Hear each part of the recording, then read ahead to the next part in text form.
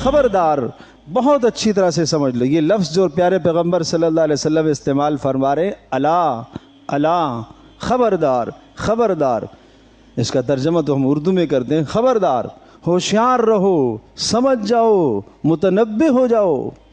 یہ لفظ اس حدیث میں اتنی کثرت سے آیا ہے کہ کسی اور حدیث میں اتنی شدت کے ساتھ یہ لفظ نہیں آیا.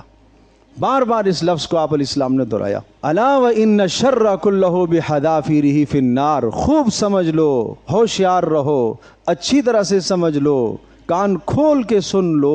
وان الشر كله بحذافيره في النار، جہنم تو غموں کا ٹھکانہ ہے، جہنم تو مصائب کا ٹھکانہ ہے. ارے دنیا کی مصیبت کیا، دنیا کی اس عارضی تکلیف سے بچنے کے لیے تم نافرمانی کر لیتے ہو. فجر میں صبح ایک عارضی آرام کر رہا ہوتا ہے، اس آرام کو نماز کے لیے قربان نہیں کرتا. یہ لذت کتنی دن حاصل کرے گا، کتنی دیر یہ لذت حاصل کرے گا؟ 1-2 گھنٹے کے بعد پھر بھی اٹھنا ہی ہے اس نے. گناہ سامنے آیا، دیکھنے کا گناہ ہے، تھوڑی دیر کی لذت ہے، اس لذت کے پیچھے جہنم کے عذاب ہے. زبان سے بیہودہ لفظ بولتا ہے، کتنی دیر کی لذت ہے، تھوڑی سی لذت ہے، اس لذت کے پیچھے جہنم کے عذاب ہے.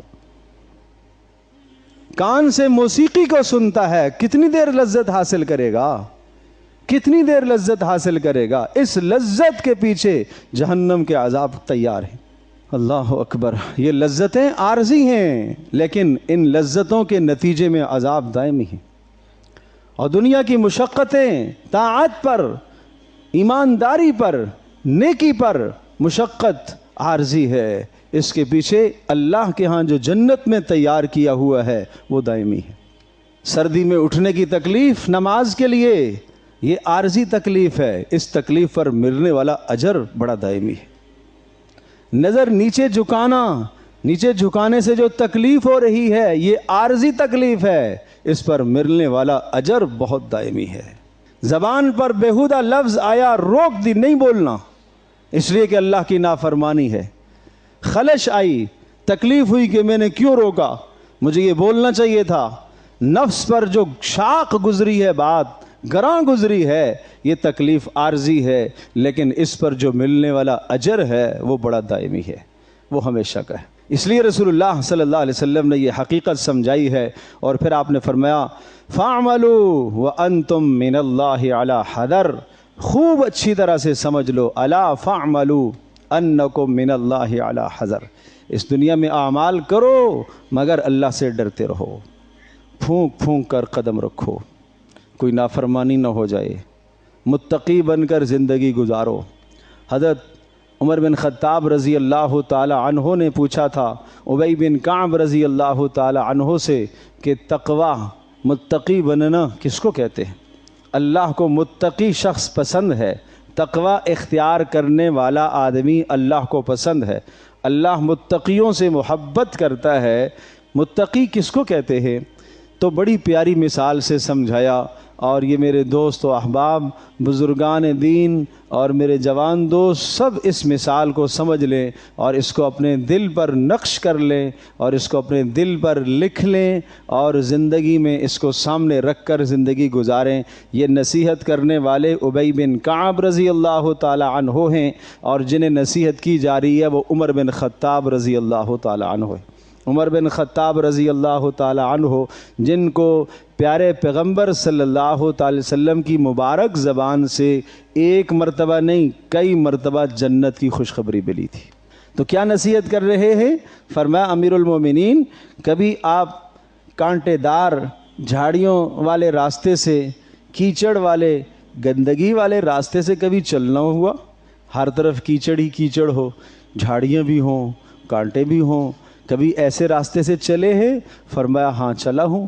کیسے چلتے ہیں امیر المومنین؟ کہا میں اپنے دامن کو، اپنے کپڑوں کو سمیٹتا ہوں، جسم کو سکیڑتا ہوں، دائیں بھی کانٹے بائیں بھی کانٹے ہیں، ادھر بھی جھاڑیاں ہیں ادھر بھی جھاڑیاں ہیں، نیچے کیچڑ ہے، سمیٹ سمیٹ کے چلتا ہوں کہ کہیں میرا دامن، میرا کپڑا کسی کانٹے کے ساتھ نہ الجھ جائے، کسی غلاظت اور کیچڑ میں میرے کپڑے خراب نہ ہو جائیں۔ فرمایا اسی طرح سے دنیا میں بچ بچ کر زندگی گزارنا یہ تقویٰ ہے۔ ادھر بھی نافرمانیاں، ادھر بھی نافرمانیاں، ادھر بھی نافرمانیاں، دائیں بھی بائیں بھی، آگے بھی پیچھے بھی، ہر طرف نافرمانیاں، ہر طرف گناہوں کے اسباب کھلے ہوئے ہیں، ہر طرف فحاشی اور عریانی کے اسباب کھلے ہوئے ہیں، ہر طرف گناہوں نے ڈیرے ڈالے ہوئے ہیں۔ گھر کے اندر داخل ہوتا ہے تو وہاں پر بھی گناہوں کا ارتکاب، آفس میں کام کے لیے جاتا ہے وہاں پر بھی گناہ ہے، روڈ اور سڑک پہ نکلتا ہے تو وہاں پر بھی گناہ کے اسباب ہیں، تعلیمی اداروں میں جاتا ہے تو وہاں پر بھی گناہ کے اسباب ہیں۔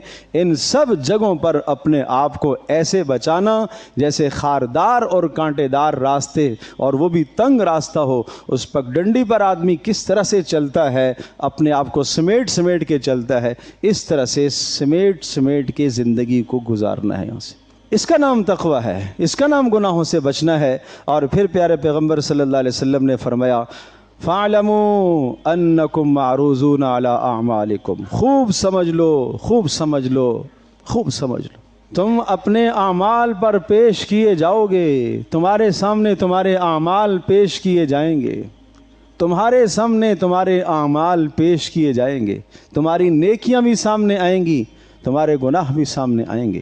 فَمَن يَعْمَلْ مِثْقَالَ ذَرَّةٍ خَيْرًا يَرَهُ وَمَن يَعْمَلْ مِثْقَالَ ذَرَّةٍ شَرًّا يَرَهُ، ایک ذرہ برابر نیکی کی ہوگی وہ بھی سامنے آ جائے گی، اور ایک ذرہ برابر گناہ ہوگا تو وہ بھی سامنے آ جائے گا، کوئی اللہ سے پوشیدہ چیز نہیں ہوگی۔ تو میرے عزیز دوستو اور بزرگوں، پیارے پیغمبر صلی اللہ تعالیٰ علیہ وسلم نے اس طرح سے اس دنیا کی بے ثباتی اور اس دنیا کی حقیقت کو ہمیں سمجھایا ہے کہ اس کی اللہ تبارک و تعالیٰ کے ہاں کوئی قدر و منزلت نہیں ہے، آخرت دائمی ہے، اس کے نفع بھی عارضی ہیں، اس کے نقصان بھی عارضی ہیں، آخرت کے نفع بھی دائمی ہیں، آخرت کے نقصان بھی دائمی ہیں۔ اور تمہیں کیا کرنا چاہیے؟ تمہیں ایسے معاملات میں جب دنیا اور دین کا اور اللہ کے حکم کا ٹکراؤ آ جائے، فَآثِرُوا مَا يَبْقَى عَلَى مَا يَفْنَى، تمہیں اس باقی کو ترجیح دینی چاہیے، فانی کو چھوڑ دینا چاہیے۔ یہ رسول اللہ صلی اللہ علیہ وسلم نے اصول سمجھایا، تمہیں اس آخرت باقی کو ترجیح دینی چاہیے، دنیا فانی کو تمہیں چھوڑ دینا چاہیے۔